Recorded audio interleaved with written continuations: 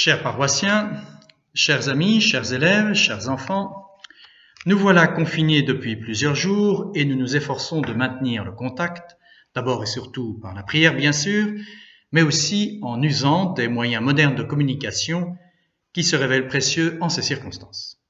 Nous avons déjà eu l'occasion de recourir à un épisode de la vie de Saint Jean Bosco, grand éducateur, peut-être le plus grand du XIXe siècle, et je voudrais aujourd'hui renouveler cet exercice très simple, parce que si l'Évangile comprend tout l'enseignement de Jésus, les saints illustrent par leur vie même, par leur attitude, par leur réaction, ce que c'est que l'Évangile en acte.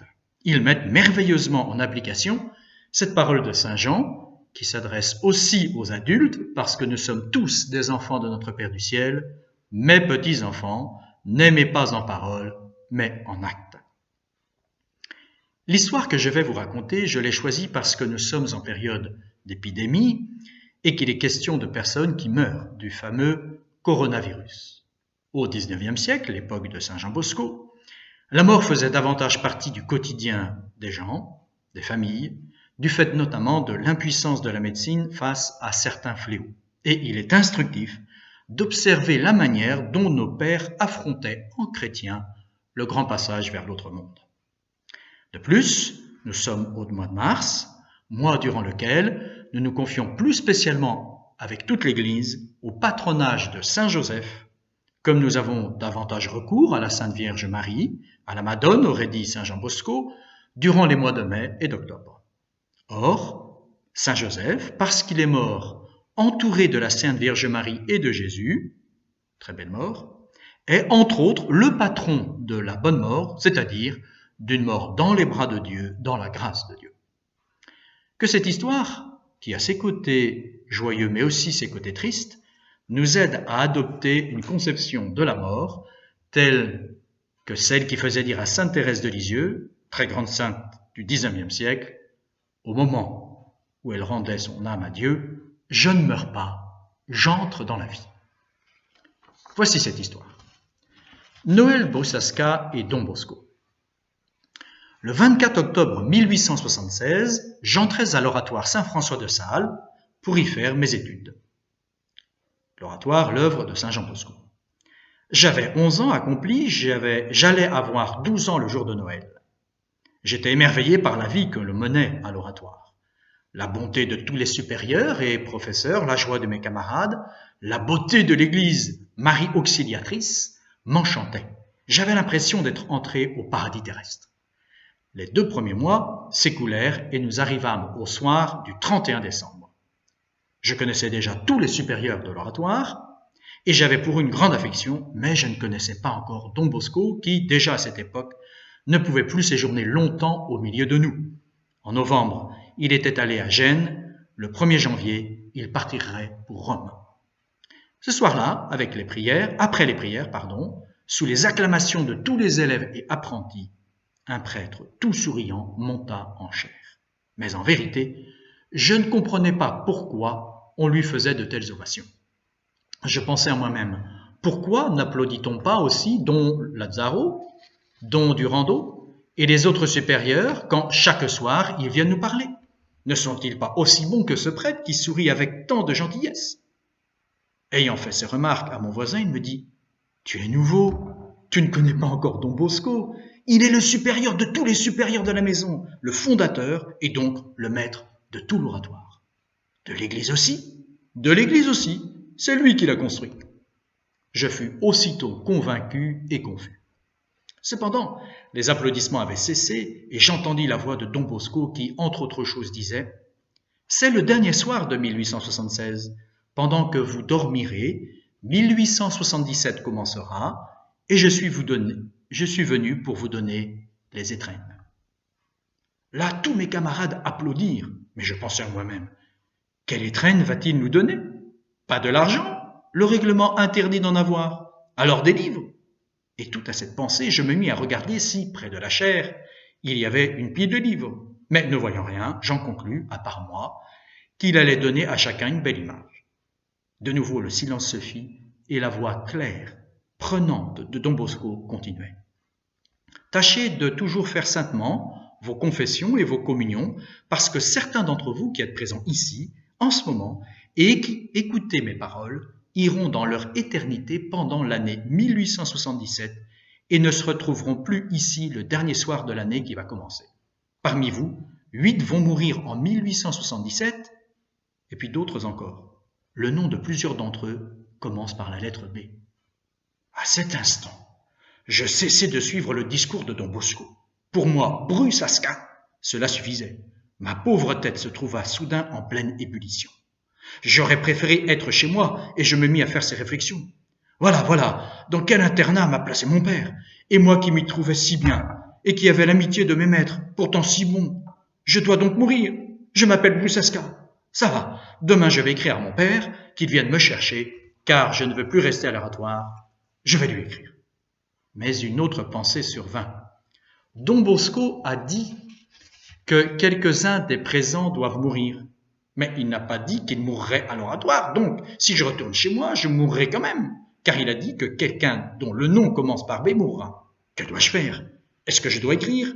Est-ce que je dois me sauver ou rester? À ce point de ma réflexion, les applaudissements recommencèrent et Don Bosco descendait de la chaire. Les jeunes se mirent les uns en rang pour se rendre au dortoir, les autres se précipitèrent vers Don Bosco. Je demandai à mon voisin, « Où vont-ils » ? Ils vont demander à Don Bosco si ce sont eux qui vont mourir. Ah oui? Alors j'y vais moi aussi. Et je me disais, je vais rester le dernier et je vais attendre, même si je dois attendre jusqu'à demain, car je ne veux pas que les autres entendent ce que Don Bosco va me dire. Je me mis à la fin de la longue file de ceux qui disaient un mot à Don Bosco et en recevaient la réponse à mi-voix.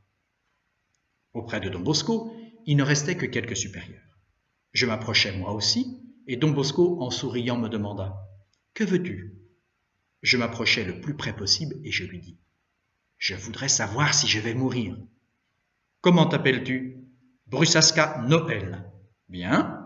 Tu seras l'ami de Don Bosco ?»« Oui, mais est-ce que je dois mourir ?»« Sois joyeux et tâche de toujours bien faire tes confessions et tes communions. Sois joyeux et va dormir. » Je lui baisai la main et, ni joyeux ni mécontent, je me rendis au dortoir. Je ne cache pas que ce soir-là, j'ai eu un peu peur de mourir au cours de la nouvelle année. Mais bientôt, je me sentis rassuré par les mots « Sois joyeux » et je redevins plus joyeux et plus heureux qu'avant. La vie de l'oratoire était si variée, et j'étais si jeune, que je ne pensais plus à l'étrenne de Don Bosco ni à la lettre B. Je vivais à l'oratoire des jours heureux, et je ne pensais plus, comme je l'avais promis, à devenir l'ami de Don Bosco. Mais lui pensait encore à moi. Il voyait avec plaisir que les supérieurs utilisaient ma belle voix pour chanter les louanges de la Madone. Il me connaissait personnellement et de temps à autre m'adressait la parole. En somme, j'avais tenu ma promesse d'être son ami, alors que ce soir-là, je n'avais dit oui que pour hâter la réponse libératrice de l'incertitude où je me trouvais dans la crainte de mourir. Quelques-uns, dont le nom commençait par B, moururent effectivement. Briatore Jean, Bagnati Antoine, Boggiato Louis, Becchio Charles. Dans les premiers mois de 1877, j'eus la chance d'être choisi pour la classe supérieure de musique qui devait exécuter la grand-messe de Rossini. Parmi mes camarades, je manifestais une affection spéciale pour l'un d'entre eux, Cornelio Baldomero. Il était très brave, mais peu doué, et le maître Dogliani en avait fait le secrétaire de la classe.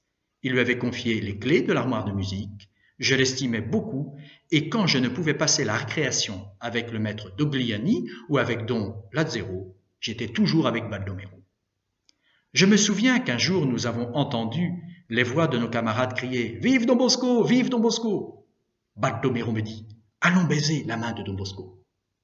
Don Bosco venait vers nous, entouré de tous côtés par des jeunes. Il était souriant et disait un mot à chacun.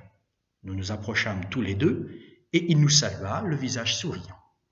Baldomero baisa la main droite et moi la main gauche, et nos doigts se trouvèrent réunis entre les doigts de Don Bosco. Il traversa la cour jusqu'à la partie la plus reculée, jusqu'à l'escalier qui mène à sa chambre. La création arrivait à sa fin. Ayant salué les jeunes, les uns après les autres, il resta seul à la fin avec nous deux, Baldomero à sa droite et moi à sa gauche. Nous montâmes l'escalier avec quelques difficultés. Quand il apparut, entre nous deux sur le balcon, les jeunes, la tête levée, crièrent « Vive Don Bosco !» Don Bosco, les ayant salués de la main, se tourna vers moi et me dit « Descends et va sur la cour. » Je lui baisai la main. Je ressentis dans mon cœur un mouvement de jalousie à l'égard de Baldomero, mais aimant bien mon ami, je fus content que Don Bosco lui ait marqué cette préférence. Curieux de connaître pourquoi Don Bosco l'avait retenu, je restai à l'attendre. Je le vis descendre tout joyeux, avec une belle image de Marie Auxiliatrice en main, au moment même où sonnait la cloche pour la classe. Le dialogue fut donc très bref. « Que t'a dit Don Bosco ?» Il m'a donné cette image. « Oh, qu'elle est belle! Mais il a fallu tout ce temps pour te donner cette image ?» Il m'a aussi confessé. « Ah oui ?» Et il m'a dit tous mes péchés. « Comment ? À moi, il ne les a jamais dit. » Comme je suis consent. Bon, allons en classe. Don Bosco partait. Il partit effectivement le 18 décembre 1877 pour Rome. Et Baldomero, qui jusque-là avait été en bonne santé, fut obligé, quelques jours plus tard, d'aller à l'infirmerie. Je me souviens qu'au moment d'aller en classe de musique, il m'appela, me donna les clés de l'armoire et me dit d'avertir le maître Dogliani, qui ne se sentait pas bien. Je fis la commission, et après le repas du soir, je montai à l'infirmerie visiter mon ami. Il me dit « Mon cher Brusaska, je ne vais pas bien et l'infirmier est allé chercher mon lit au dortoir pour que je reste à l'infirmerie. » Je l'encourageai, et le moment de la récitation des prières étant venu, je priai pour mon ami et allai me coucher. Le matin suivant, vers la fin de l'étude, au moment où sonnait la cloche qui nous appelait à la messe, Don Moïse Veronesi entra dans la salle et nous dit, la voix brisée par l'émotion: « Chers amis, à l'instant, l'âme de Baldomero Cornelio, après avoir reçu les saints sacrements, vient de partir vers le ciel. Que ceux qui le peuvent fassent la Sainte Communion pour lui et que tous les autres récitent bien leur chapelet. Le Seigneur fera en sorte que cette charité que nous manifestons envers les autres, un jour d'autres la manifestent aussi envers nous. » L'effet de ces paroles fut chez nous très profond. Les confessionnaux furent assiégés et la communion fut vraiment générale. Je la fis moi aussi. Mais les paroles de Don Bosco continuaient à résonner dans mes oreilles. Parmi vous, 8 vont mourir en 1877, puis d'autres encore, et le nom de plusieurs d'entre eux commence par la lettre B. Je continuai à prier pour mon ami. Sa disparition m'impressionna beaucoup plus que les autres morts. J'ai toujours gardé la certitude que notre Père, sachant qu'avant son retour de Rome, le brave Cornelio Baldomero serait parti pour son éternité, avait voulu, avec une paternelle charité, le préparer lui-même au grand passage. À bientôt.